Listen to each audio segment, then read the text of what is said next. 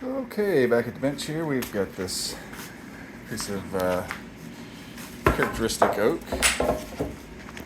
taken down to a regular length. Well, the length is irregular, but the regular thickness of 1 inch and the width of 5.5 inches. We've got some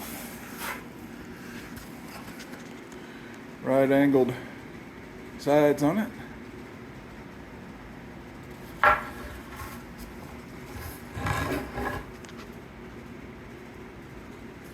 We've got some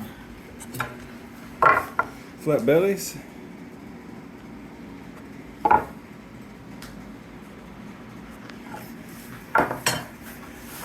Down from 1.5 inches in a radical curve.